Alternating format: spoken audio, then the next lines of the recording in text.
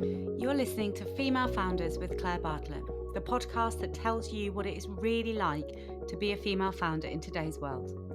We share invaluable insights through personal journeys and real-life business experiences, highlighting the highs and the lows so you can move forward in your business with ease.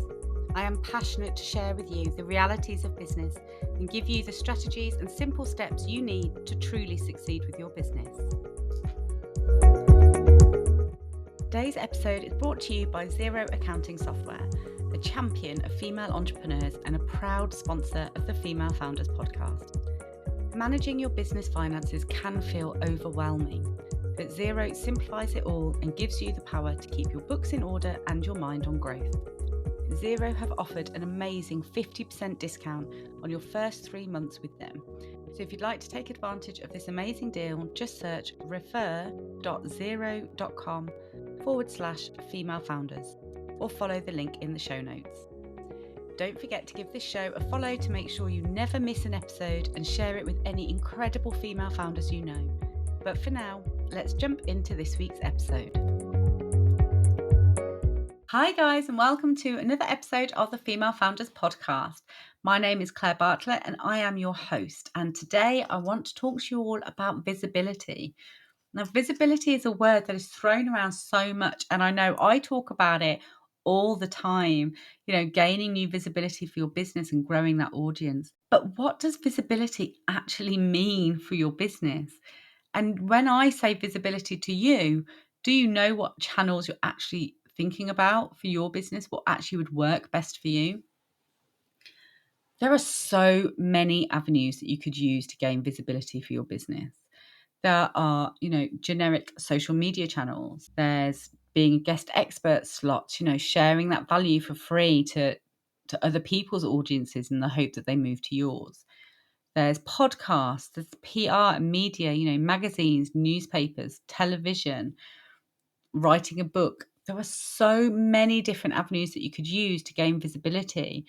So how do you choose what's going to work best for you and where to put your time and effort into? Well, the main question you have to ask yourself is, where is your ideal client? Because I know so many people talk about ideal clients, so I'm not going to go through with you, how to work out your ideal client. But what I will say is how important it is to understand who your ideal client is and who you are wanting to work with. It gives you that clarity that you need to focus all of your attentions and your marketing to that ideal client. But once you know who they are, the second most important question that you could ask yourself is, where are they? Where is that ideal client? Where do they spend their downtime and where do they hang out? Because if you don't know the answer to that question, you could build a whole visibility strategy for your business and be working non-stop on building that audience and going down that path. But actually nothing is landing and you're not growing your audience, especially not with people that would actually work with you, because they're not there. They're somewhere else entirely. So it's so important to figure this out. Social media, in my belief, has very different audiences. LinkedIn is a very different audience to TikTok. Facebook can be quite different to Instagram. The clients on each platform are looking for something different in each space. They're all very unique, but they're also, hanging out in specific places. So there's no point in you spending all of your time on LinkedIn, potentially investing, in LinkedIn courses and coaching, when actually your ideal client don't use LinkedIn. They're all over on Instagram. So it's so important to ask these questions. Where will these people be hanging out? An easy way to answer this, if you aren't sure, is to ask them. You already have a community that you've built somewhere. So ask them, where's your favorite platform? Where do you spend most of your time? It could be made into a very easy, fun, interactive game. Give me this emoji if you love Instagram. Give me this emoji if you love Facebook. Make it something really quick and easy for people to take part in. It can be a poll, but the easier it is, the more answers you'll get, which will give you more clarity around this area of your business. Do your ideal client listen to podcasts? Is this what they do in their downtime, or do they sit and read the newspaper or the magazine? What TV shows do they watch? Is your dreams always been to get onto the red sofa on This Morning, which happens to be one of my dreams? Do your ideal clients actually watch that show at all? There's so many questions that you need to ask yourself in this area before you can even consider building a visibility strategy.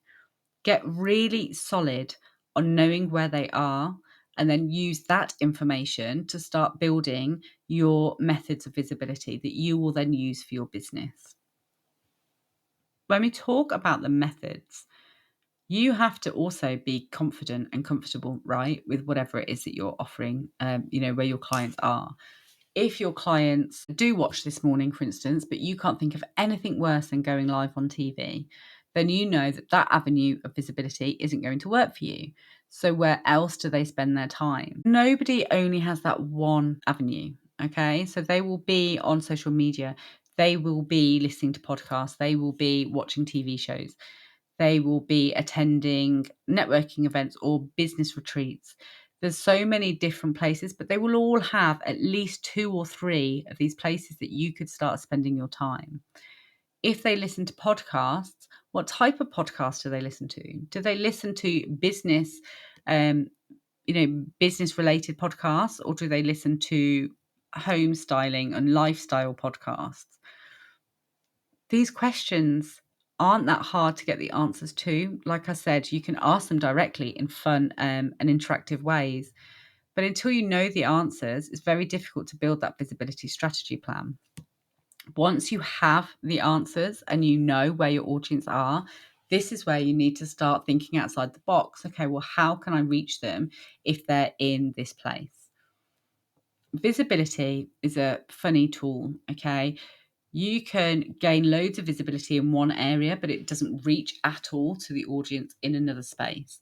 So you need to have a way of bringing that audience with you wherever you're going. I have my Facebook community, so I spend a lot of my time on Facebook building that community, connecting with people in there. It's very difficult to, spend all of my time, if I was going to spend all of my time building an audience on Instagram, to suddenly start trying to get all of those people over from Instagram to Facebook. People are stuck in their ways, right? And they might not want to spend time on Facebook. They might not have a Facebook account. So it's really important to give them options. A huge benefit to any business, and I honestly can't stress this enough, is to have your email list. You need to own these people's connections. You've built this audience, you've spent time building that authority and gaining that audience. You can't let any just social media platform own that audience. You need to be able to bring them out of social media into your space, and the email list is the easiest way to do that. But how do you get someone's email list when they are following you on Instagram, for instance? People are less likely to share their information now more than ever, I would say, because there's so much spam out there. There's so many, you're asked for your email constantly, aren't you, in all different angles. And I know that I have got much more tighter with handing out my email address. But what would get me to hand out my email address is value. If you are offering your audience, a product or something that's going to give them value in their day-to-day, whether that's a free PDF guide or, an ebook that can be a short webinar, a link to a webinar. It can be anything that you're giving away for free that's going to add real value and worth to them that they see as a fair trade for their email address. Now, this freebie, it can be called, there's so many different names for it. People call it a hook.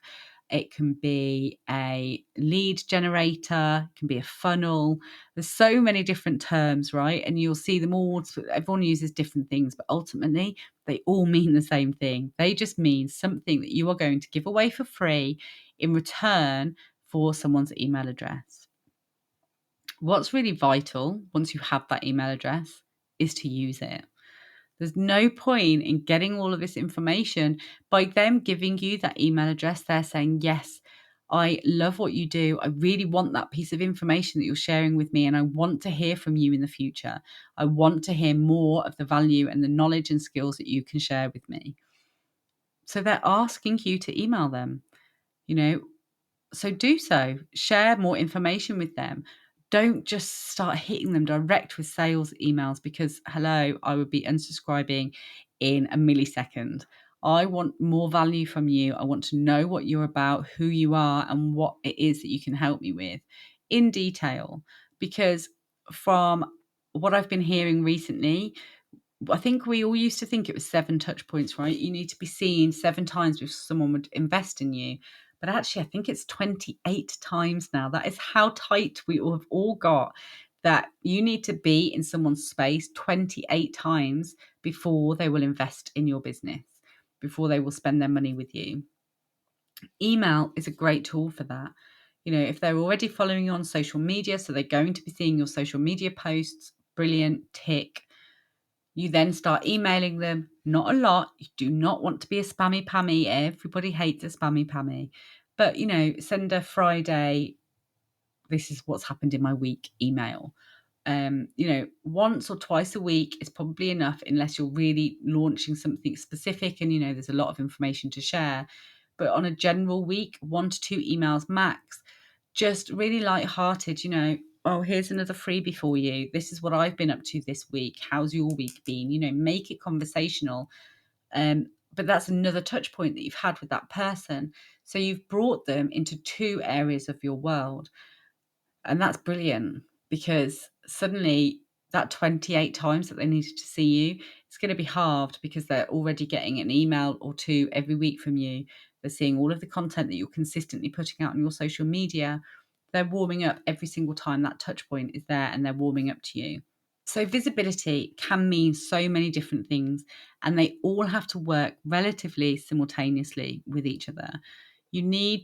Social media is really important. You need to have good social media and consistent social media channels.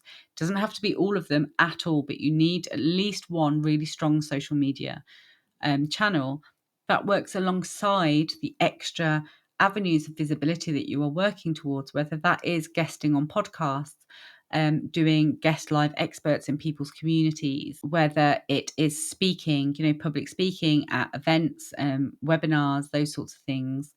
That works alongside your social media because on those events, when people are seeing you, what are they most likely to do if they have enjoyed what you've said? They're going to go and search for you on social media and connect with you on there. Brilliant. They've then come into your space. You've, brought them into your audience. That's really great. But what's also really important, the third avenue, is to be getting them onto that email list. So giving them that freebie, that piece of value that is costing you nothing. So don't give away something like, a free 30-minute call or, a one-to-one session. You need to create something once. So spend some time on it once and then be able to hand it out completely freely to as many people who want it, but it's not taking up any more of your time. That is the perfect freebie. Then by doing that, it's an extra touch point. So that's your second touch point straight away. Again, they're seeing how you work. They're getting to know, like, and trust you and how you work. Then they're going to also be on your email list. So visibility is a whole strategy, and there are so many avenues. What's really important, as I've said, when you are looking to grow your audience and build your visibility, is ask yourself these questions. Number 1, where is my ideal client? Where do they hang out? And where is it important for me to focus my energies? Number 2, when you've found where your ideal client are, which areas that they are in are you most confident to go after? Is it to start guesting on podcasts? Is it to do some lives? Is it public speaking? Where is your confidence level and what will you be able to confidently go after to put yourself in front of those audiences? Number 3, build your strategy. What is that freebie? How are you going to hook them from wherever it is that you are putting yourself in front of them and bring them across to your audience? You need to be able to bring them into your space so you can continue to nurture them and have those 28 touch points. And finally, when you're gaining all this visibility, you're guesting on a webinar or you're on a podcast, whatever it is that you're doing, don't forget to use that for content in your social media and in your email accounts. Tell people, because by your sharing it, you're giving value to that host, whoever it is that's allowing you into their space, their shared audience, because ultimately that's what it is, right? You are, for that hour, for however long it is, you're borrowing their existing audience and hoping to bring some of them over into your space. So to make it worthwhile for them as well, and as a thank you, you can be sharing about it in your space. It's a brilliant free way of getting some easy content for you to stay consistent on your socials. You can use it for your weekly email, so it gives you content for your email. It gives you authority because you're looking like an expert that is sharing that information with a wider audience. Huge one. And finally, it's fun. It fills your feed. It gets more people interested in what you're doing, but also your audience then are being introduced to that podcast host, to whoever it is that's allowed you into their space. So it's a win-win across both sides. So have a think. First main question, like I said, is where is your ideal audience? Where do they hang out? Have a think, work from those answers, ask them directly, and then build that strategy. And then start moving forward with those plans to grow your audience for your business. Thank you so much for joining me again this week. I cannot wait to speak with you soon. Have a great week, and I'll catch you next time.